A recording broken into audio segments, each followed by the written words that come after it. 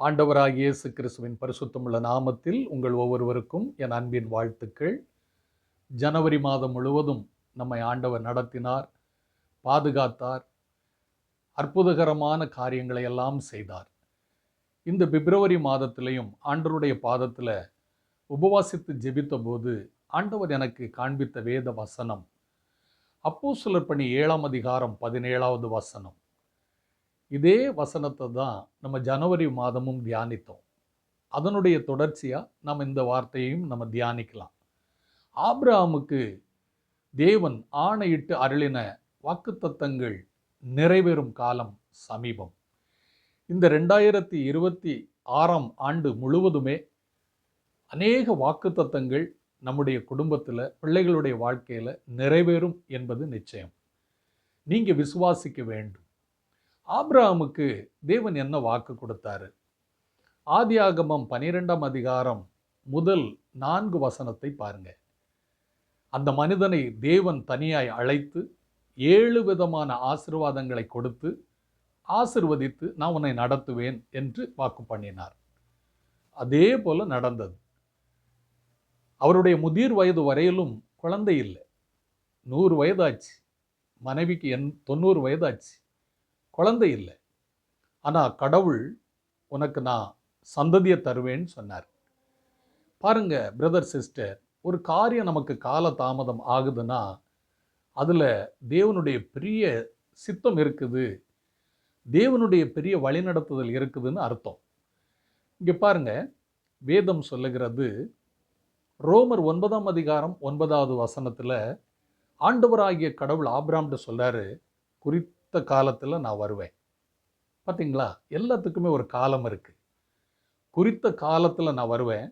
சாராள் ஒரு குழந்தைக்கு தாயாய் இருப்பாள் என்பதே அந்த வாக்கு தத்தம். பார்த்தீங்களாங்க, ஆபிரகாமுக்கு 100 வயது, சாராளுக்கு 90 வயது, குழந்தை இல்லை. ஆனால் கடவுள் என்ன சொல்றாரு? ஒரு டைம் இருக்கு. there is the appointment, appointed. அவர் ஒரு குறித்த காலம் வைத்திருக்கிறார். அந்த குறித்த காலத்தில் அவர் நிறைவேற்ற வல்லமை உள்ளவர். ஆண் குழந்தைய நான் தருவேன்னு வாக்கு பண்றார்.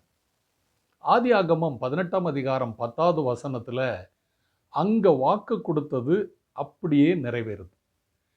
இதையும் கேட்டுக்கொண்டிருக்கிற அருமையான என் அன்பு சகோதர சகோதரிகளே, திருமணம் ஆயிடுச்சு, எனக்கு குழந்தை பாக்கியமே இல்லை அப்படின்னு சொல்லி நீங்க ஒருவேளை பாரமா இருக்கலாம். பயப்படாதீங்க. ஆபிரகாமுக்கு தேவன் ஆணையிட்டு அருளின வாக்குத்தத்தம் நிறைவேறும் காலம் இந்த காலம். எல்லாத்துக்கும் ஒரு காலம் இருக்குதுங்க. இந்த வருடம், இந்த மாதம், பிப்ரவரி மாதம் ஆண்டவர் உங்களுக்கு அருமையான குழந்தை செல்வத்தை கொடுப்பார் என்பது நிச்சயம். பார்த்தீங்களா, 100 வயது ஆபிரகாம், 90 வயது சாரா. இதெல்லாம் சாத்தியமாங்க? மனிதரால் கூடாது, ஆனால் தேவனால் கூடும். நீங்க நம்புங்க, நீங்க நம்புங்க. நம்ம ஆண்டவர் அற்புதத்தின் ஆண்டவர், அதிசயத்தின் ஆண்டவர். அவரால் செய்யக்கூடாத ஒரு காரியம் கூட கிடையாது. எனவே குழந்தை இல்லையே அப்படின்னு காத்திருக்கீங்களா? இந்த பிப்ரவரியில் நீங்கள் எதிர்பாருங்க. உங்கள் கற்பத்தின் கனி ஆண்டவர் ஆசீர்வதிப்பார் என்பது நிச்சயம். சரிங்க, இந்த குழந்தை வளர்ந்தது, இதுக்கு கல்யாணம் ஆச்சு தாங்க. பைபிளில் பாருங்க, ஆதியாகமம் 24ஆம் அதிகாரம் 60வது வசனம் மற்றும் 67வது வசனம் பாருங்க. அவங்களுடைய அருமையான சொந்தக்கார பெண் ரெபெக்காளை தேர்ந்தெடுத்து அவங்க சொந்த பந்தமெல்லாம் மாப்பிள்ளை வீட்டுக்கு அனுப்பும்போது வார்த்தை சொல்லி அனுப்புகிறாங்க. என் சகோதரி ரெபெக்காளே, நீ ஆசீர்வதிக்கப்பட்டவள், நீ கொடாக்கொடியாய் பெருகுவாய், உன் சந்ததியார் பகைவருடைய வாசஸ்தலத்தை சுதந்திரித்துக் கொள்வார்கள். இது எப்படி பாருங்க. அருமையான என் அன்பு சகோதர சகோதரிகளே, வாக்குத்தத்தத்தின்படி பிறந்த அந்த ஈசாக்குங்கிற அந்த வாலிபன் வளர்றான். வாக்குத்தத்தத்தின்படி ரெபெக்காங்கிற சகோதரிய கடவுள் நியமிக்கிறாரு. அவளை வாழ்த்தி அனுப்புற தன் கூட்டத்தை பாருங்க, தன் குடும்பத்தை பாருங்க. என் சகோதரியே, நீ கோடாக்கொடியாய் பெருகுவாய். இதை கேட்டுக்கொண்டிருக்கிற நீங்கள், உங்கள் சந்ததிகள் கோடாக்கொடியாய் பெருகுவீர்கள். நீங்கள் ஆசீர்வாதமாய் இருப்பீர்கள்.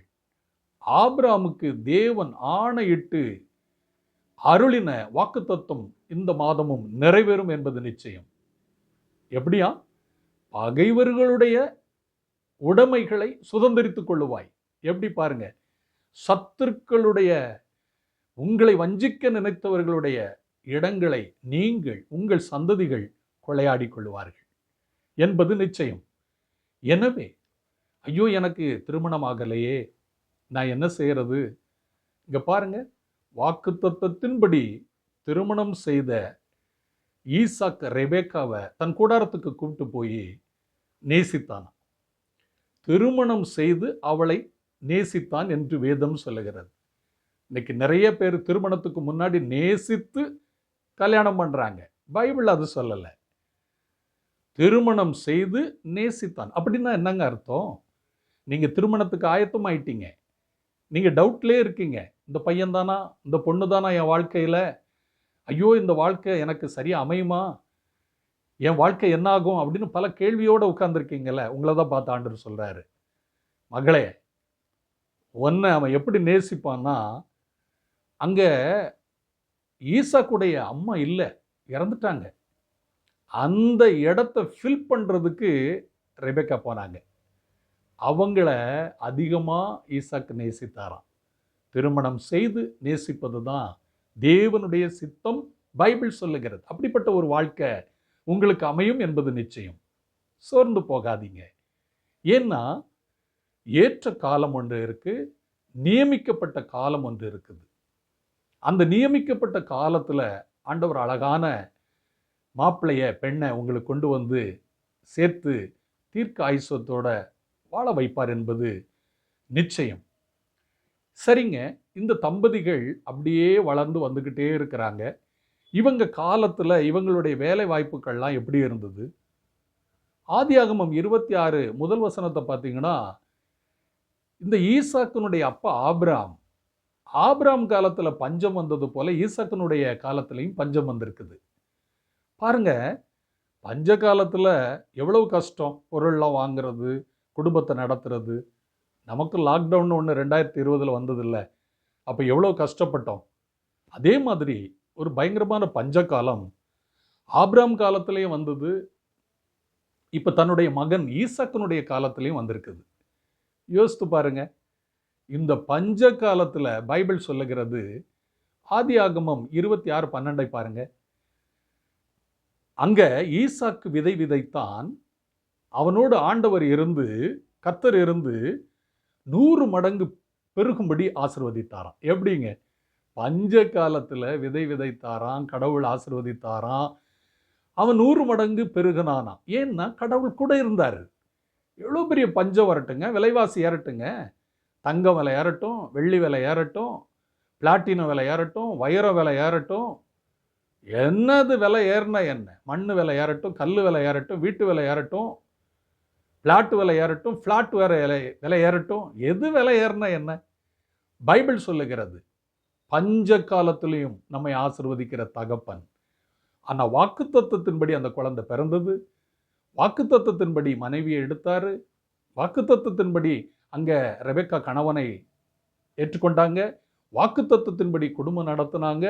ஆகையினால அந்த குடும்பத்துல பஞ்ச காலம் வரும்போது கூட ஆண்டவராகிய கடவுள் 100 மடங்கு ஆசீர்வதித்தார். இதை கேட்டுக்கொண்டிருக்கிற அருமையான என் அன்பு சகோதர சகோதரிகளே, சரிங்க, ஆபிரகாமுக்கு தேவன் அருளின வாக்குத்தத்தம் நிறைவேறும் காலம் இது. நமக்கு எப்படி இது பொருந்தும்? கலாத்தியர் 4ஆம் அதிகாரம் 28ஆம் வசனத்தை பாருங்க. நீங்களும் நானும் ஈசாக்கை போல வாக்குத்தத்தத்தின் பிள்ளைகளாய் இருக்கிறோம். எப்படி? ரோமர் 9:24 பாருங்க, மற்றும் 4ஆம் வசனத்தையும் பாருங்க. யூதர்கள், இஸ்ரேலர்கள், அவங்க தான் ஒரிஜினல் கடவுளை வணங்குறவங்க, தேவன் ஆராதிக்கிறவங்க, மகிமைப்படுத்துகிறவங்க, அவங்க தான் தேவனுடைய பரிசுத்த கூட்டம். ஆனா கிறிஸ்து இயேசு வழியாய் உங்களையும் என்னையும் பிரயாணத்தாராகிய நம்மை ஆண்டவர் அழைத்திருக்கிறார். எப்படி? யூதர்களைப் போல, இஸ்ரேலர்களைப் போல நம்மை அழைத்திருக்கிறார். ஆகையினால 100% இந்த பைபிளுடைய வாக்குத்தத்தங்கள் நமக்கு பொருந்தும். இந்த வாக்குத்தத்தத்திலெல்லாம் இப்படி எழுதியிருக்க ஆண்டவரே, என்னையும் அப்படி ஆசீர்வதிங்க, என் மனைவி ஆசீர்வதிங்க, என் கணவன் ஆசீர்வதிங்க, என் பிள்ளைகளை ஆசீர்வதிங்க. ஆண்டவரே 100 மடங்கு பஞ்ச காலத்துல ஈசாக்கு ஆசீர்வதித்திருக்கீங்களே, ஏ அப்பா பெருகி பெருகி பெருகி பலுகி இருக்கிறாரே, ஆசீர்வதிங்க, என்னையும் ஆசீர்வதிங்க. நீங்கள் நானும் ஆண்டவர்கிட்ட கிளைம் பண்ணும் சிஸ்டர் பிரதர், பயப்படக்கூடாது.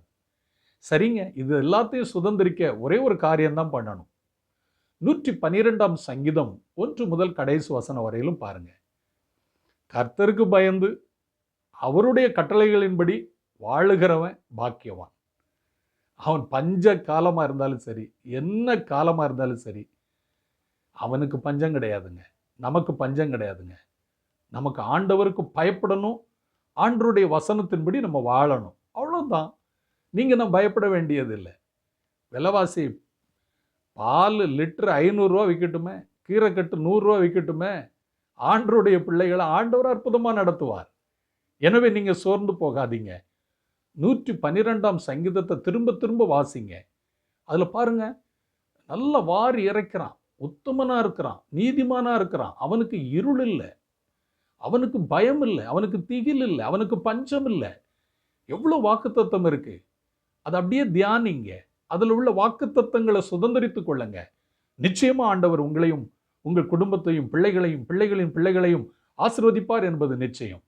எனவே இந்த மாதமும், இந்த பிப்ரவரி மாதமும் ஆபிரகாமுக்கு தேவன் ஆணையிட்டு அருளின வாக்குத்தத்தங்கள் நிறைவேறினது அநேகம். அதுல இந்த மாதமும் உங்களுக்கு நான் சொன்ன இந்த காரியங்கள்லாம் நிறைவேறும் என்பது நிச்சயம். நாம் ஜெபிப்போமா? சோர்ந்து போகாதுங்க. வானத்தையும் பூமியும் படைத்த சர்வ வல்லமை உள்ள எங்கள் ஆண்டவரே, அருமையான என் அன்பு சகோதர சகோதரிகளை உம்முடைய கரத்தில் இந்த பிப்ரவரி மாதம் முழுவதும் அர்ப்பணிக்கிறேன். தேவன் ஆபிரகாமுக்கு ஆணையிட்டு அருளின வாக்குத்தத்தங்கள் நிறைவேறும் காலம் சமீபம். எப்படி ஆபிரகாமை ஆசிர்வதித்தீர், அவருக்கு பிள்ளையை கொடுத்து ஈசாக் ரெபெக்காவை ஆசிர்வதித்தீர், பஞ்ச காலத்தில் அந்த ஈசாக் ரெபெக்கா தம்பதிகளை ஆசிர்வதித்தீர், அதே போல எங்களையும் இந்த கொடுமையான காலங்களில் இந்த செய்தியை கேட்டுக்கொண்டிருக்கிற ஒவ்வொருவரையும் ஆசிர்வதியும். நல்ல திருமணம், அருமையான ஆண் பெண் பிள்ளைகளுக்கு நிச்சயமாகட்டும், அருமையாய் ஒருவரை ஒருவர் நேசிக்கட்டும், நல்ல வாக்குத்தத்தத்தின்படி குழந்தைகள் கிடைக்கட்டும், வாக்குத்தத்தத்தின்படி வேலை வாய்ப்புகள், பிசினஸ் இயேசுவின் நாமத்தில் உண்டாகட்டும். எவ்வளவு பெரிய பஞ்ச காலத்திலும் நாங்கள் உமக்கு பயந்து உம்முடைய வார்த்தையின்படி வாழ்ந்து அநேகருக்கு வாரி இறைத்து கொடுக்க நீதி உள்ளவனாய் உத்தமம் உள்ளவனாய் வாழ எங்களுக்கு கிருபை தாரும். அற்புதமாய் அதிசயமாய் இந்த பிப்ரவரி மாதம் முழுவதும் நீர் வழி நடத்த வேண்டும் என்று இந்த சத்தத்தை கேட்கிற ஒவ்வொருவரையும் ஆசீர்வதியும், ஒவ்வொருவரையும் ஆசீர்வதியும். முதல் தேதியிலிருந்து கடைசி தேதி வரையிலும் மாதம் முழுவதும் கிருபை மூடி வழி நடத்துவீராக. இயேசுவின் நாமத்தில் ஜெபமே என் வாழ்வு, சுவிசேஷமே என் பாரமாய். யோவான் 3:30 என்னில் இயேசு உயர நான் குறைய இயேசுவின் நாமத்தில் வேண்டி ஜெபிக்கிறேன் பிதாவே. ஆமென், ஆமென், ஆமென். God bless you.